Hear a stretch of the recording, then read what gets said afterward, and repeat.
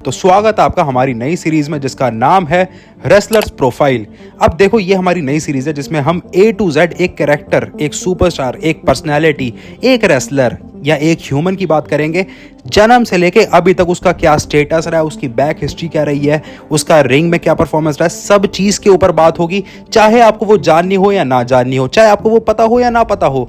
आज हम इस वाली सीरीज को शुरू कर रहे हैं जिसमें एक सुपरस्टार की पूरे यहाँ पे अचीवमेंट्स, सब चीज की बात होगी। और सबसे पहले जो हम सुपरस्टार उठाएंगे वो है none other than the tribal chief, मेरे फेवरेट सुपरस्टार, इसीलिए मैंने पहला एपिसोड बनाया भी उनके ऊपर है, द रोमन रेंस के बारे में। भाई मेरे फेवरेट सुपरस्टार है और उनके बारे में ही हम बात करेंगे। अब देखो मैं आपको ये वाली पूरी वीडियो का कंसेप्ट समझा देता हूं। सबसे पहले ये वाली वीडियो होगी भाई 4 सेगमेंट में डिवाइड। सबसे पहले आएंगे भाई बॉडी स्टैट्स, जिसमें हम उनकी हाइट, वेट, लुक्स और पर्सोना की बात करेंगे।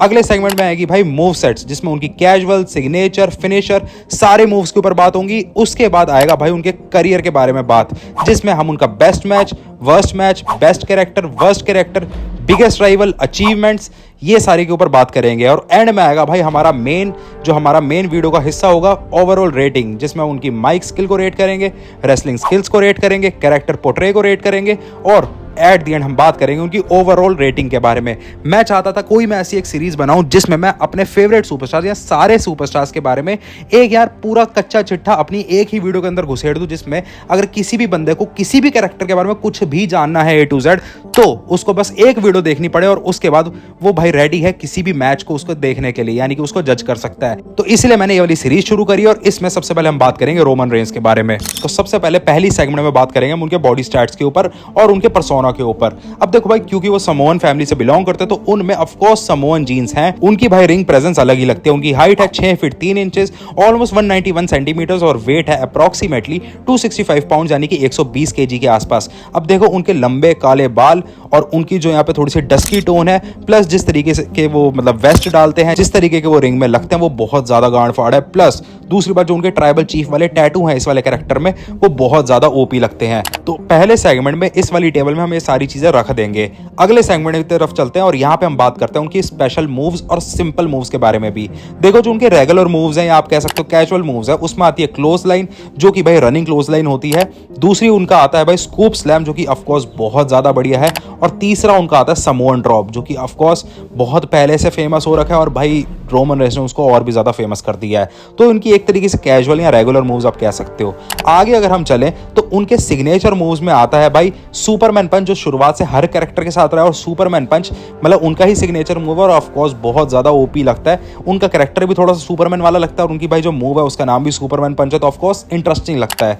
अगला उनका जो सिग्नेचर मूव है वो उन्होंने अभी शुरू करा है ट्राइबल चीफ वाले कैरेक्टर के साथ, जो है भाई गिलेटिन लॉक। और ऑफ कोर्स बहुत ज्यादा गांड फाड़ है वो, भाई अच्छे बंदों को सुला देता है, अच्छे बंदों को नींद करा देता है, वो इतना तगड़ा मूव है। तो ऑफ कोर्स एक उनका चोक होल्ड है और एक उनका सुपरमैन पंच है। अगर हम फिनिशर मूव की बात करें तो वहां पे आएगा भाई स्पेयर। कुछ लोग स्पेयर मतलब एज अ कैजुअल भी मार देते हैं, मतलब बहुत सारे कैरेक्टर हमें दिखे हैं। आप एज ले सकते हो, आप गोल्डबर्ग ले सकते हो, बहुत सारे और सुपरस्टार हैं जिन्होंने स्पेयर मारा है। बट एक्चुअल में स्पेयर को इस मॉडर्न एरा में जिसने फेमस करा है वो भाई रोमन रेंस ही है। जब स्पेयर पड़ता है रोमन रेंस का, तब हमें पता होता है ये फिनिशर मूव है और अब इसके बाद मैच खत्म हो सकता है। तो उनकी ये सारी मूव्स हम इस वाले टेबल में, इस वाले सेगमेंट में फिल कर देते हैं। और अब चलते हैं अगले सेगमेंट की तरफ, जहां से थोड़ी सी चीजें इंटरेस्टिंग होनी शुरू हो जाएंगी।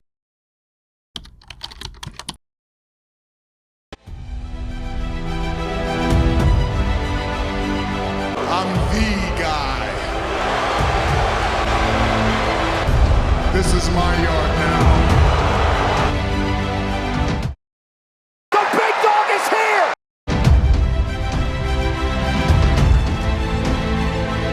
Your daddy's not here anymore.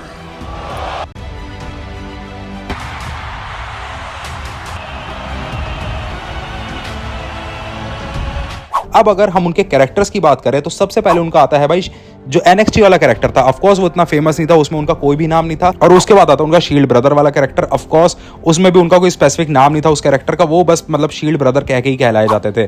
फिर आता है भाई पावर हाउस वाला कैरेक्टर, जो कि भाई 2014 से लेकर 16 के अराउंड तक चला था और बहुत ओपी था। उस टाइम पे लोग उनको पसंद करने लग गए थे।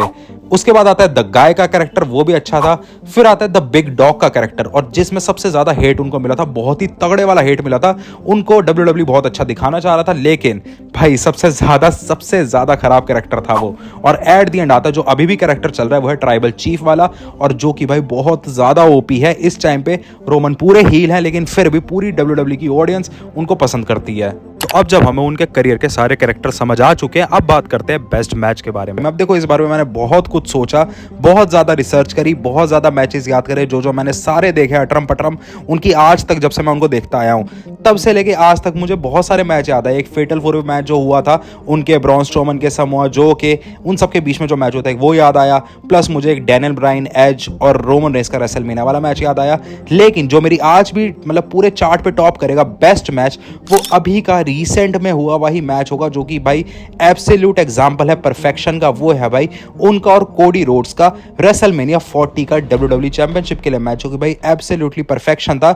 आप उसमें रेसलिंग देख लो, आप उसमें स्टोरी टेलिंग देख लो, आप उसमें एक स्टोरी लाइन का एंड होता हुआ देख लो, आप उसमें कोई भी चीज देख लो भाई वो A to Z परफेक्ट थी। आप उसमें रिटर्न्स देख लो, आप उसमें अनएक्सपेक्टेड चीजें देख लो, क्राउड्स का रिएक्शन देख लो, हर चीज उसमें परफेक्ट थी जहां पे रोमन रेंस हारे हैं। ऑफ कोर्स एक जो ऐसा ट्राइबल चीफ है, एक ऐसा विलन कैरेक्टर है जहां वो हारा है, वो चीज उनके पूरे करियर की बेस्ट हाईलाइट बनी है। हालांकि उनको सबसे ज्यादा पसंद भी किया जाता था, प्लस वो खुद हारने के बाद अगले दिन जब उनका राइवल आता ही इवेंट में तो पे चैंट्स लगता है वी वांट रोमन। मतलब of course absolutely perfect match था। और सारे मैचेस को अगर मैं उठा के देखूं तो उसको उस वाले मैच को मैं रेट कर सकता हूं 5 में से मेरे ख्याल से 4.8 या 4.9 के साथ।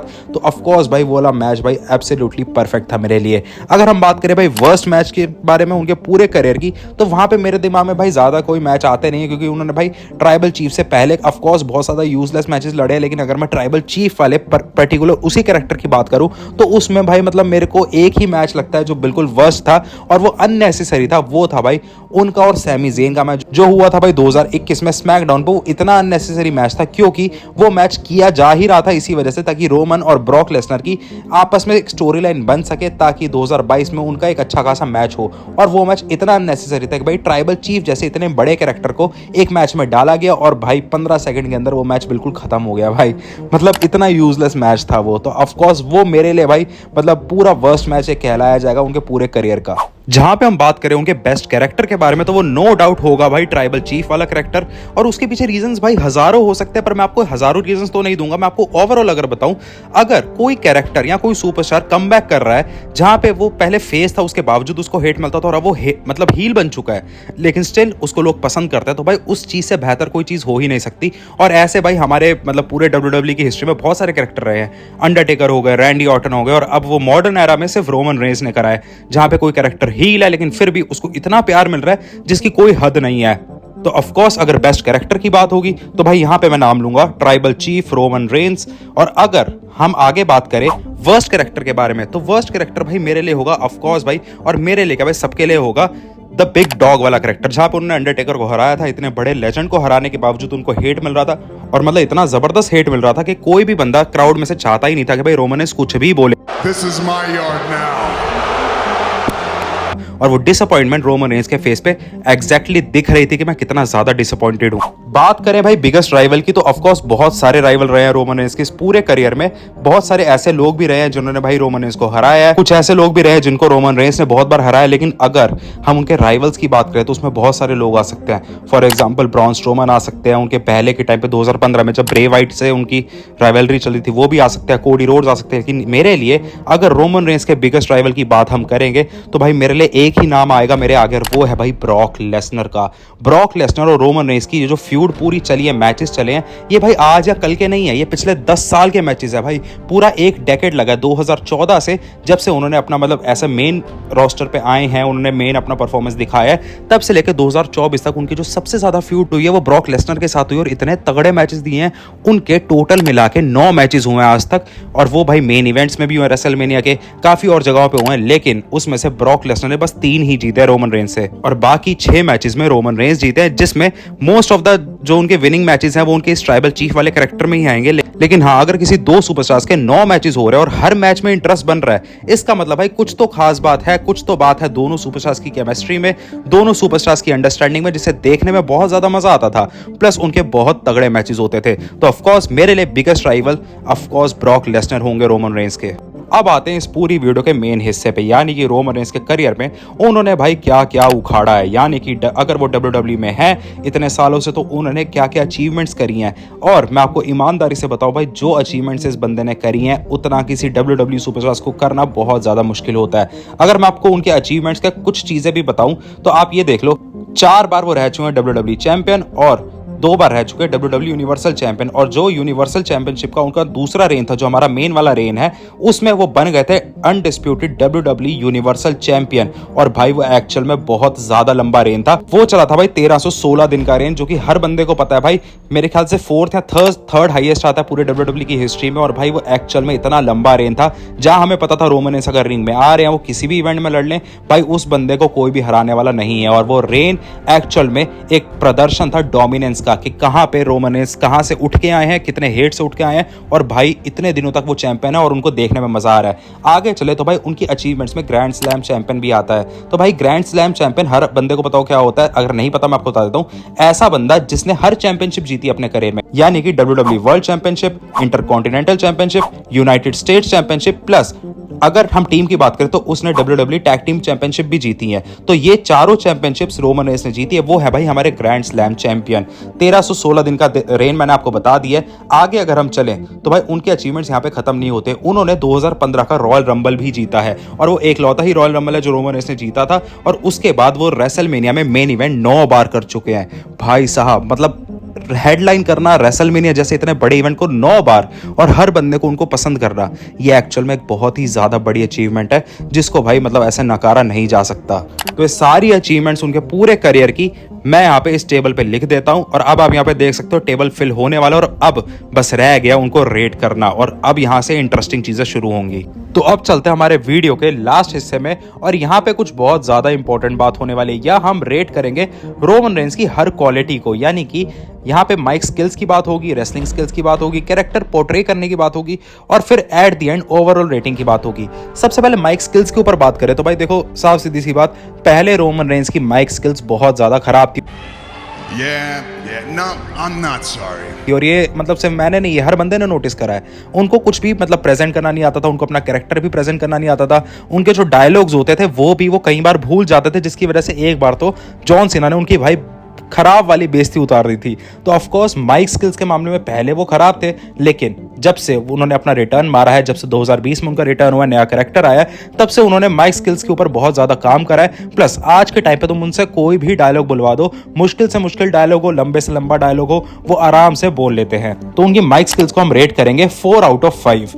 आगे चलते हैं और बात करते हैं रेसलिंग स्किल्स के बारे में। अब देखो, रेसलिंग स्किल्स एक ऐसी चीज है जो रोमन रेंस में शुरुआत से रही है। अगर आप उनका सबसे पुराना NXT का मैच भी उठा के देख लोगे, तब भी उनके अंदर बहुत तगड़ी स्किल्स थी, जहां पे रेसलिंग के मामले में रोमन रेंस को कभी भी ऐसा नहीं कहा जा सकता कि भाई वो बंदा खराब लड़ता है। चाहे उनका कोई भी कैरेक्टर, उनका कोई ऐसा कैरेक्टर हो जिसको हेट मिलता हो, या कोई ऐसा कैरेक्टर हो जिनको प्यार मिलता हो, लेकिन रेसलिंग क्वालिटी उनकी हमेशा उनके साथ ही रही है। तो यहाँ पे रेसलिंग स्किल्स को हम अच्छा खासा रेट करेंगे, और उन्हें हम देंगे 4.7 आउट ऑफ 5। आगे चलते और बात करते हैं कैरेक्टर पोर्ट्रे के बारे में। जैसे मैंने आपको माइक स्किल्स वाले पार्ट में बताया, जब उनका कैरेक्टर पुराने वाला चल रहा था तब उनको कैरेक्टर निभाना नहीं आता था, जैसे कि बिग डॉग हो गया, द गाय हो गया, या उससे पुराना पावर हाउस वाला हो गया। इवन पावर हाउस वाले कैरेक्टर में तो उनको ज्यादातर माइक दिया भी नहीं जाता था भाई, क्योंकि हर बंदे को पता था ये कैरेक्टर अच्छे से नहीं निभा पाएगा। लेकिन भाई जब से उन्होंने अपना रिटर्न मारा, उन्होंने पता नहीं अपने ऊपर कौन सा काम करा है कि अचानक से हर चीज बंदे में सुधर गई है। उनके कैरेक्टर ट्राइबल चीफ में आप कभी भी ऐसा फील ही नहीं कर सकते कि भाई एक बंदा अच्छा है ये वाला। और यही सबसे अच्छी पार्ट है हील कैरेक्टर की। अगर आप हील कैरेक्टर को देख के उससे भाई मतलब अपने दिल से नफरत कर सकते हो कि भाई ये बंदा बहुत खराब है, अगर ये मेरे सामने आ जाए और अगर मेरी औकात हो तो मैं भाई इसको पेल दूंगा, ऐसी वाली अगर आपके अंदर फीलिंग नहीं आई है ना, इसका मतलब उस बंदे ने हील कैरेक्टर अच्छे से नहीं निभाया। और रोमन रेंस भाई जब आए उन्होंने हमें फील कराया, भाई हमें नफरत कराई है खुद से, लेकिन ऑफ कोर्स नफरत भी हुई है और प्यार भी हुआ है। तो उस कैरेक्टर में भाई बहुत ज्यादा जान थी, उन्होंने अपना कैरेक्टर बहुत प्यारे तरीके से निभाया है, तो उसको भी हम रेट करेंगे 4 आउट ऑफ 5। आगे चलते हैं और अब बात करते हैं पूरी ओवरऑल रेटिंग के बारे में, यानी कि इन तीनों चीजों को लेके अगर हम इसका एवरेज निकालें तो एवरेजली एक जो रोमन रेंस हमारे सुपरस्टार है वो किस लेवल पे स्टैंड करते हैं, तो तो यहाँ पे अगर हम इसको ऐड कर दे और डिवाइड कर दे 3 से तो हमारे सामने ओवरऑल रेटिंग आ जाएगी। तो यहाँ पे रेटिंग आएगी भाई 4.23, यानी कि रोमन रेंस 5 आउट ऑफ 4.23 पे स्टैंड करते हैं as a wrestler, as a superstar, या आप कुछ भी कह लो। सारी स्किल्स अगर आप उनकी कैलकुलेट करोगे मेरे हिसाब से, हमारी पूरी टीम के हिसाब से, तो यहाँ पे 4.23 की रेटिंग आएगी आउट ऑफ 5। तो आप इस वाली रेटिंग से कितना सेटिस्फाई हो, आप किस जगह पे उनको क्या रेट करना चाहते हो, आप अपना ओपिनियन भी कमेंट सेक्शन में बताना हर पार्ट में। तो भाई ये पूरी वीडियो थी आज की, मैंने आपको सारी चीज़ें बता दी रोमन रेंस के बारे में, चाहे उनके बॉडी स्टैट्स हो, उनका पूरे करियर के अचीवमेंट्स हो, उनके बेस्ट अपोनेंट्स हो, मूव सेट्स हो, हर चीज़ आपको इस टेबल के ऊपर नजर आ गई है। देख लो, आप अगर इसको बार बार देखना चाहते हो, आप इसे ढंग से एक बार चेक करना चाहते हो, आप इसका स्क्रीनशॉट लेके अपनी गैलरी में चेक कर सकते हो, वरना आप वीडियो में पीछे जाके भी इसको देख सकते हो। तो भाई यही आज की वीडियो थी। इस वाली सीरीज में आपको और कौन से सुपरस्टार्स के बारे में जानना है, कौन से रेसलर के ऊपर आप चाहते हो वाली मैं सीरीज बनाऊं, आप नीचे कमेंट्स में जरूर बताना। अगर आपके पास कोई और आइडिया वो भी बता सकते हो, हर चीज के ऊपर वीडियो आ जाएगी। और भाई चैनल को सब्सक्राइब करो, वीडियो को लाइक करो, और हम मिलेंगे आपसे किसी और नई वीडियो में किसी और नए टॉपिक साथ। तब तक के लिए बाय बाय।